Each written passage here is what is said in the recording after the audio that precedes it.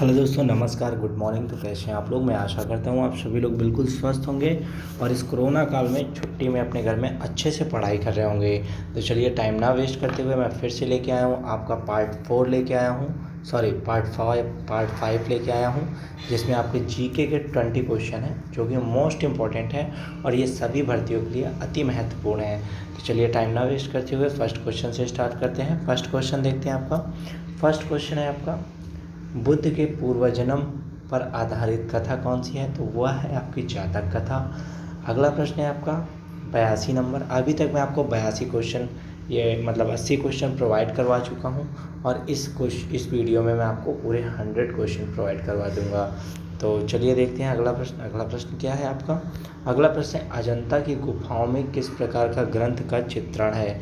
तो अजंता की गुफाओं में बौद्ध मतलब जातक कथाओं का, यानी जातक जो कि इनके पूर्व जन्म की थी और बौद्धों का पवित्र ग्रंथ का चित्रण है। चलते हैं अगले प्रश्न की तरफ। अगला प्रश्न देखते हैं आपका, बौद्ध धर्म का प्रमुख ग्रंथ कौन सा है? तो बौद्ध धर्म का प्रमुख ग्रंथ है पिटक। क्या है? पिटक। बहुत बार ये जो है पिटक की जगह त्रिपिटक दे देता है। क्या दे देता है? त्रिपिटक दे देता है। तो दोनों एक ही हैं, आप लोग याद रखिएगा। चलते हैं अगले प्रश्न की तरफ। बौद्ध धर्म का पूजा स्थल क्या है या कहाँ है? तो वह है चैत्य मंडप। चलते हैं अगले प्रश्न की तरफ। अगला प्रश्न देखते हैं आपका। अगला प्रश्न क्या है आपका? अगला प्रश्न है, बुद्ध चरित्र के लेखक कौन है? तो बुद्ध चरित्र के लिए जो लेखक हैं वो हैं अश्वघोष। ये क्वेश्चन आपका बहुत पूछा जाता है, बहुत इंपॉर्टेंट क्वेश्चन है। मैं कहूँ तो वेरी मोस्ट इम्पॉर्टेंट क्वेश्चन है। तो इस क्वेश्चन को मैं बता दूं आपका, ये आपका उत्तर प्रदेश की पुलिस भर्ती और जो आपकी लास्ट जा चुकी है लास्ट जो है यूपीएसआई की भर्ती और उसके अलावा लेखपाल की भर्ती में भी पूछा गया था। तो ये क्वेश्चन मोस्ट इम्पॉर्टेंट है। इस क्वेश्चन में आप लोग कहीं ना कहीं स्टार लगा लीजिएगा ताकि आप लोगों को याद रहे कि यह क्वेश्चन अति महत्वपूर्ण है। अगला प्रश्न है आपका। अगला प्रश्न है, आजीवक पंथ का प्रवर्तक किसे माना जाता है? तो वो माना जाता है मुखली कौशल को। चलते हैं अगले प्रश्न की तरफ। अगला प्रश्न है आपका, हिजरी संवत की शुरुआत कब हुई थी?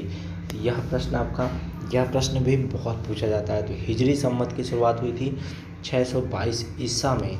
कब हुई थी? 622 ईसा में। चलते हैं अगले प्रश्न की तरफ। अगला प्रश्न देखते हैं आपका क्या है। तो अगला प्रश्न है आपका, सिखवाद का प्रवर्तन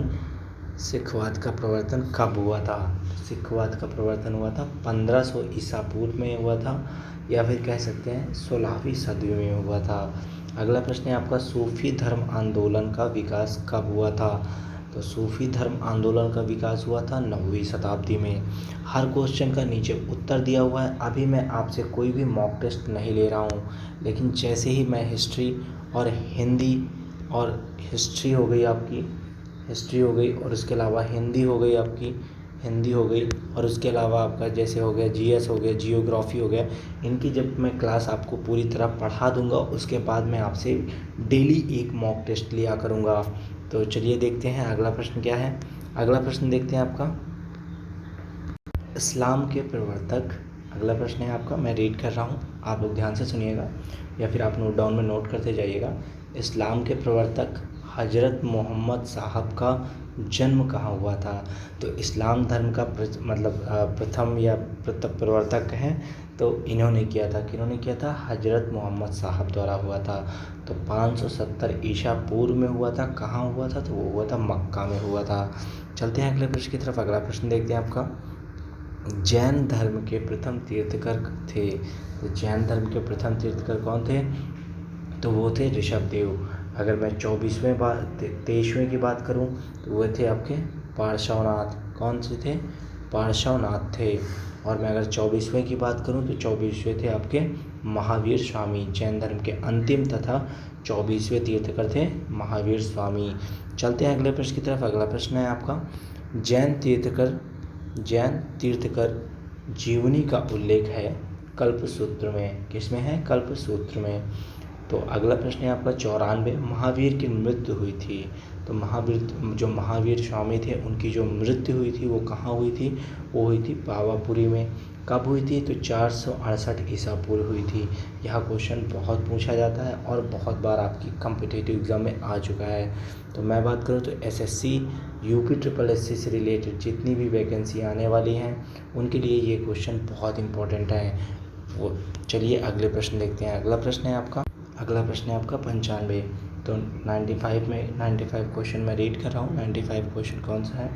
तो महावीर यानी स्वामी महावीर किस राजघराने में पैदा हुए थे? तो महावीर स्वामी किस राजघराने में पैदा हुए थे?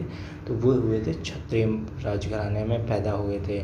तो ये अभी आप जैन धर्म के बारे में पढ़ रहे हैं, मैं आपको बता दूं तो जैन धर्म के बारे में आप पढ़ रहे हैं। तो इसका जो अगला प्रश्न है आपका 96, महावीर का प्रथम अनुयायी कौन था? तो वो था उन्हीं का दामाद जमाली। चलते हैं अगले प्रश्न की तरफ। अगला प्रश्न देखते हैं आपका, महावीर और बुद्ध दोनों ने उपदेश दिया था। मगध नरेश बिंबिसार के शासनकाल में दोनों ने उपदेश दिया था। और अगला प्रश्न है आपका, जैन धर्म के त्रिरत्न कौन थे या त्रिरत्न क्या हैं? तो जैसे कि मैं आपको बता चुका हूँ कि बौद्ध धर्म के जो त्रिरत्न थे, साम्य, धम्म और एक था सात। तो वैसे ही आपके जैन धर्म के भी त्रिरत्न थे। और बौद्ध धर्म के त्रिरत्नों को क्या कहा जाता था? वो कहा जाता था त्रिपिटक कहा जाता है। क्या कहा जाता है? त्रिपिटक। तो जो जैन धर्म के त्रिरत्न हैं वो हैं आपके सम्यक दर्शन, सम्यक ज्ञान, सम्यक आचरण। ये 3 जो रत्न हैं ये जैन धर्म के हैं। चलते हैं अगले क्वेश्चन की तरफ। अगला क्वेश्चन देखते हैं आपका, जैन धर्म का चरम लक्ष्य था। जैन धर्म का जो चरम लक्ष्य था वो था मोक्ष प्राप्ति के बारे में ये लोग बताया करते थे। तो इन लोगों का जो त्रिरत्न थे वो मोक्ष प्राप्ति से ही थे, यानी सम्यक ज्ञान, सम्यक आचरण तथा सम्यक। तो अगला प्रश्न है आपका 100, लास्ट क्वेश्चन है आपका, प्रथम जैन सभा 322 ईस्वी पूर्व हुई थी। तो यह जो है किसके शासनकाल में और कब हुई थी? तो यह जो है पाटलिपुत्र में हुई थी। कहाँ हुई थी? पाटलिपुत्र में हुई थी। और अगर पूछे किसके शासनकाल में हुई थी, तो यह हुई थी चंद्रगुप्त मौर्य के शासनकाल में हुई थी। तो ये क्वेश्चन आपका मोस्ट इम्पॉर्टेंट है, मैं बता दूं आपका।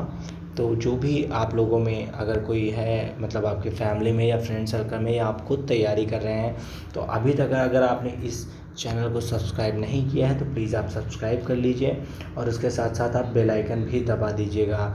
और ये जान लीजिएगा कि यूपीएसआई और आने वाली जितनी भी यूपी ट्रिपल एससी से वैकेंसी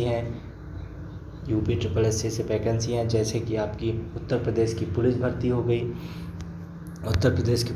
हो गई और लेखपाल की भर्ती हो गई, वीडियो की भर्ती हो गई, या मैं कहूँ आपकी पेट एग्ज़ाम हो गया या बीएड एंट्रेंस एग्ज़ाम हो गया, तो उन सब के लिए ये जो है वीडियो मोस्ट इम्पॉर्टेंट है। तो आप लोग देखिएगा और उसके अलावा आप अपने फ्रेंड सर्कल में ये वीडियो ज़रूर शेयर कीजिएगा। अगर आपको ये वीडियो अच्छा लगा है तो आप इसको लाइक और सब्सक्राइब ज़रूर कीजिएगा। Thanks for watching my video guys, thank you so much.